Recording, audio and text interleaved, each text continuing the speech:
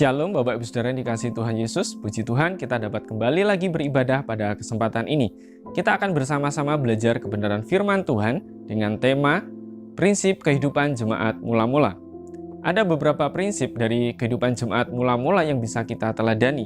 Mari kita buka Alkitab kita di dalam Kisah Para Rasul 2 ayat 41 sampai dengan 47. Saya akan membacakan bagi Bapak Ibu Saudara semua. Kisah Para Rasul 2 ayat 41 sampai dengan ayat yang ke-47. Orang-orang yang menerima perkataannya itu memberi diri dibaptis, dan pada hari itu jumlah mereka bertambah kira-kira 3.000 jiwa.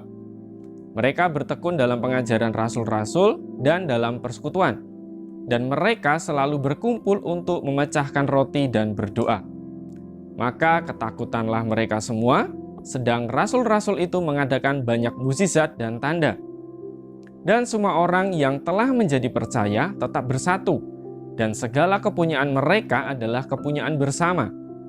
Dan selalu ada dari mereka yang menjual harta miliknya, lalu membagi-bagikannya kepada semua orang sesuai dengan keperluan masing-masing. Dengan bertekun dan dengan sehati, mereka berkumpul tiap-tiap hari dalam bait Allah. Mereka memecahkan roti di rumah masing-masing secara bergilir, dan makan bersama-sama dengan gembira dan dengan tulus hati sambil memuji Allah. Dan mereka disukai semua orang. Dan tiap-tiap hari Tuhan menambah jumlah mereka dengan orang yang diselamatkan. Puji Tuhan.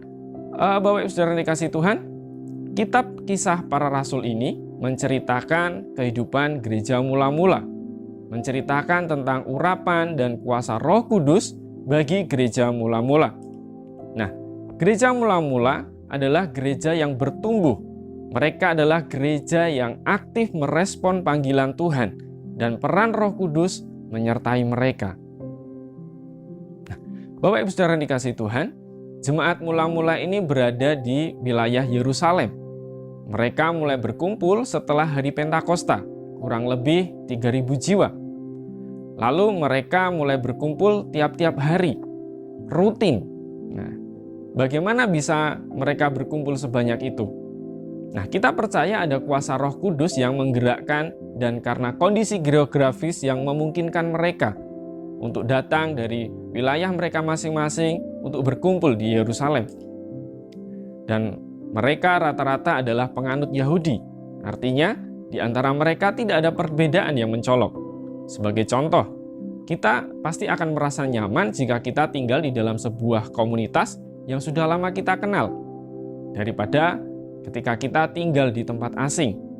Nah, Bapak Ibu Saudara yang dikasihi Tuhan, sejak jumlah jemaat semakin bertambah, semakin banyak pula penganiayaan yang dialami oleh jemaat. Semakin banyak hambatan-hambatan yang mereka temui ketika mereka hendak mengembangkan pelayanan mereka atau memberitakan Injil.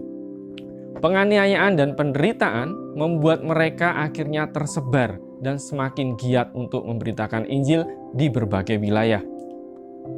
Bapak Ibu Saudara yang dikasihi Tuhan, John Stott pernah berkata, salah satu ciri yang melekat terhadap gereja yang sejati adalah penderitaan.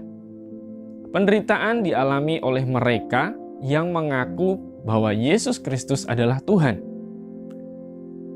Kita bisa bayangkan di antara mereka atau mereka orang-orang ini, ya orang-orang Yahudi ini, jemaat Tuhan, jemaat mula-mula yang berada di Yerusalem ini, mereka sudah dijajah oleh tentara Romawi.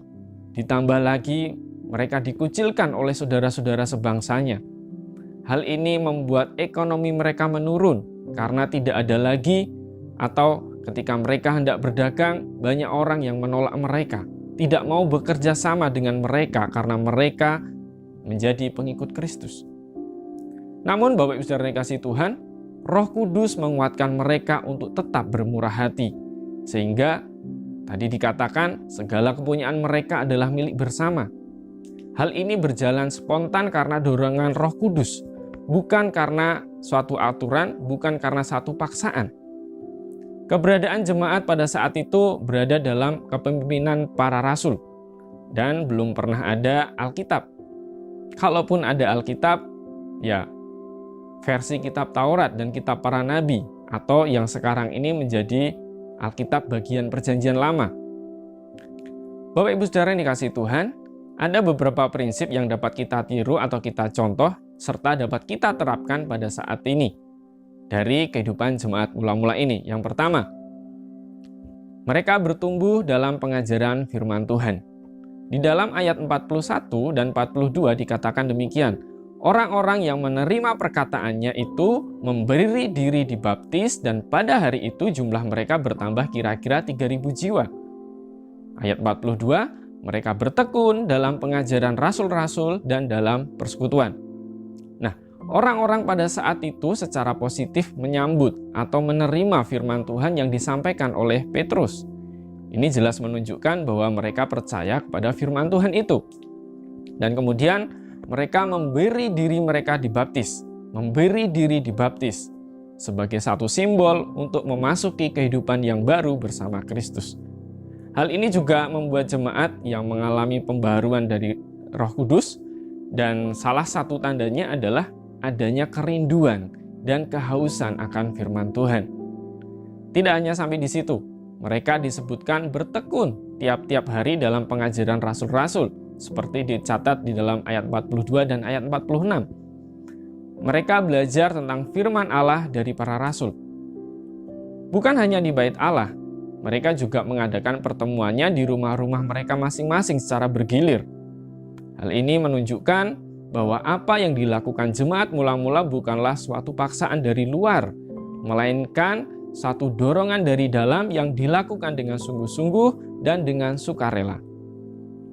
Bapak Ibu Saudara yang dikasihi Tuhan, pada masa kini memang rasul sudah tidak ada lagi, tapi pengajaran rasul-rasul masih ada dan tertulis di dalam Alkitab. Kita harus meneladani jemaat mula-mula yang bertekun belajar firman Tuhan. Bertekun dapat berarti rutin untuk belajar firman Tuhan. Ini berguna bagi pertumbuhan iman kita. Ya, ada baiknya kita periksa diri kita, Bapak Ibu Saudara yang kasih Tuhan. Apakah ketika kita menghadiri persekutuan, itu benar-benar untuk tekun belajar firman Tuhan atau ada motivasi lain? Misalnya kita datang ibadah itu karena ibadahnya meriah, karena pengkhotbahnya seru, atau kita mengharapkan berkat, mengharapkan mukjizat, atau mungkin kita sedang mencari jodoh, makanya kita rajin beribadah, dan lain sebagainya. Nah, mungkin kita dulu pernah menggebu-gebu belajar firman Tuhan karena merasa ada dorongan Roh Kudus. Bagaimana sekarang? Kita menjauhi Roh Kudus atau Roh Kudus menjauhi kita?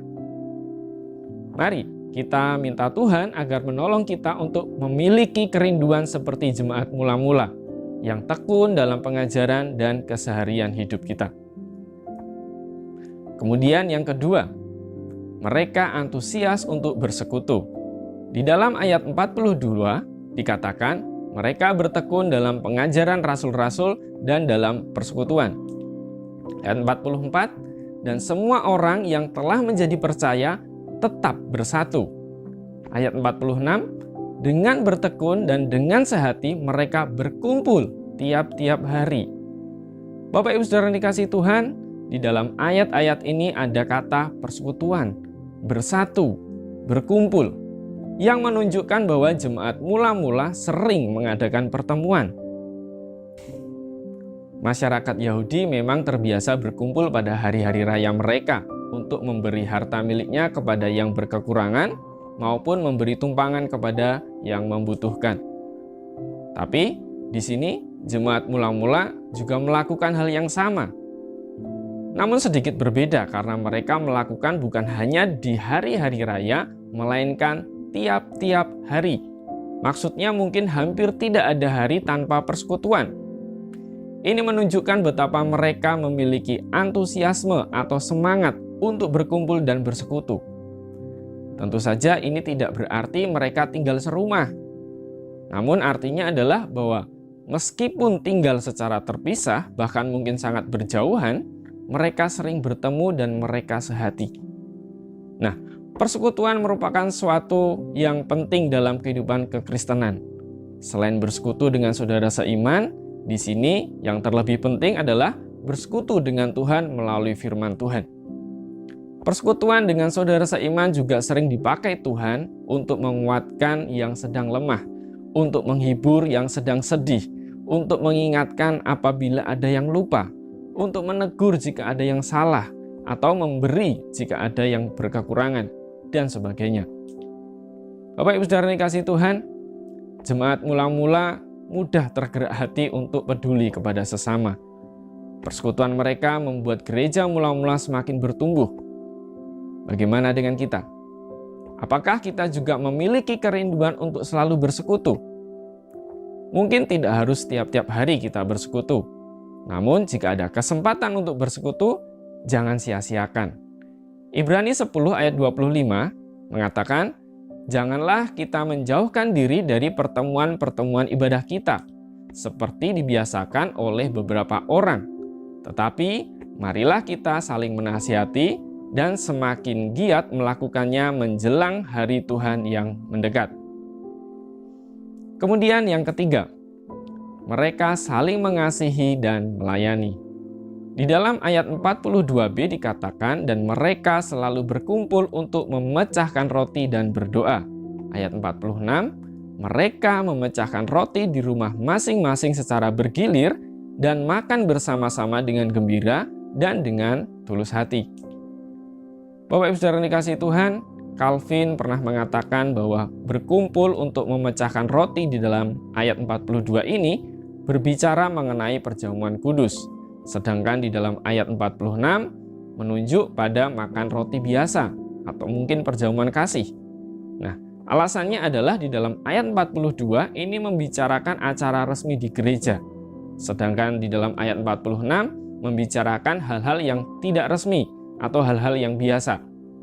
Nah, persekutuan melalui perjamuan kudus membuat mereka dapat mengingat akan kasih dan penderitaan Kristus yang membuat mereka kuat ketika menghadapi penganiayaan dan kesulitan dalam hidup mereka sebagai orang Kristen.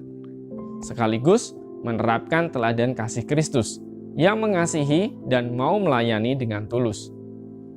Gereja mula-mula memiliki kelompok-kelompok kecil di rumah-rumah dan juga ada kelompok yang lebih besar yang biasanya bertemu secara reguler di dalam bait Allah.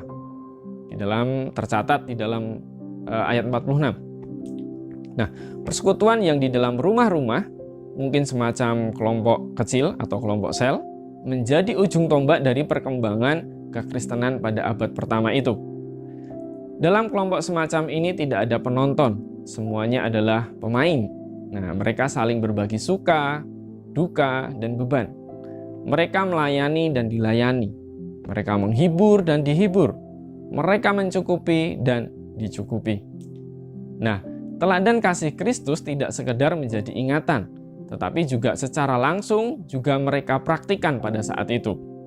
Di dalam ayat 44 dicatat, dan semua orang yang telah menjadi percaya tetap bersatu, dan segala kepunyaan mereka adalah kepunyaan bersama. Ayat 45, dan selalu ada dari mereka yang menjual harta miliknya, lalu membagi-bagikannya kepada semua orang sesuai dengan keperluan masing-masing. Nah, ayat-ayat ini bukan berarti Alkitab menyetujui paham komunisme yang sifatnya adil rata atau semuanya milik bersama. Bukan. Ini juga tidak berarti bahwa semua orang mengumpulkan hartanya menjadi satu dan semua orang boleh menggunakan semaunya. Bukan demikian. Di dalam ayat 44 dan 45 ini hendak menunjukkan bahwa mereka berada pada kondisi yang mungkin memang sulit akibat menjadi pengikut Kristus, sehingga hal itu mendorong mereka yang berkelebihan secara sukarela mau menolong yang berkekurangan. Ini juga merupakan wujud nyata tindakan kasih, di mana di dalam situasi yang sulit justru harus mau memberi atau mau berbagi. Bapak Ibu Saudara dikasihi Tuhan, jemaat mula-mula adalah jemaat yang hidup bersekutu dalam sebuah komunitas yang memiliki rasa kekeluargaan yang sangat dekat. Mereka mempunyai kepedulian sosial yang tinggi, terutama pada mereka yang sedang menderita atau berkekurangan. Sehingga di antara mereka terjalin kasih persaudaraan yang kuat. Nah, aktivitas yang menonjol dalam pertemuan atau ibadah jemaat mula-mula adalah memecahkan roti, saling berbagi. Anggota jemaat yang berkelebihan atau yang mempunyai berkat lebih begitu murah hati untuk memberi yang berkekurangan. Sehingga dikatakan di dalam Kisah Para Rasul 4 ayat 34, tak seorang pun dari mereka yang berkekurangan. Mereka lebih mengasihi sesama atau saudara rohani di dalam persekutuan daripada harta duniawi mereka. Bahkan tindakan kasih dan pelayanan mereka sampai dirasakan oleh masyarakat sekitar. Itu sebabnya mereka disukai oleh orang banyak di dalam ayat 46 dan 47. Nah, hal itu kemudian memungkinkan semakin banyak orang yang datang kepada Tuhan. Nah, Bapak Ibu saudara yang dikasihi Tuhan, apakah kita juga memiliki sikap yang sama sebagai pengikut Kristus, yaitu mau saling mengasihi dan melayani? Tuhan Yesus sudah meneladankan kepada kita sikap mengasihi dan melayani. Hal itu juga yang telah dilakukan para rasul dan jemaat mula-mula. Mari kita juga melakukan hal yang sama. Kita saling mengasihi, kita saling melayani. Kemudian yang keempat, mereka tekun berdoa. Di dalam ayat 42 tadi dicatat, mereka bertekun dalam pengajaran rasul-rasul dan dalam persekutuan. Dan mereka selalu berkumpul untuk memecahkan roti dan berdoa. Bapak Ibu saudara dikasihi Tuhan, jemaat mula-mula merupakan jemaat yang tekun berdoa. Seperti tercatat juga di dalam Kisah Para Rasul pasal 1 ayat 14. Doa bersama telah menjadi karakteristik jemaat mula-mula. Mereka berkumpul untuk makan bersama dan juga berdoa bersama-sama. Mereka berdoa dalam setiap pertemuan, sekalipun mereka masih tetap menghadiri doa yang diadakan di Bait Allah. Nah, para rasul pun mendedikasikan waktu dan perhatian mereka secara khusus untuk berdoa dan pengajaran firman. Kisah Para Rasul 6 ayat 4. Apabila kita melihat konteks dari perikop ini, berdoa di dalam ayat 42 ini mengacu kepada persekutuan doa. Doa yang sungguh-sungguh, doa yang dilakukan bersama-sama secara sungguh-sungguh.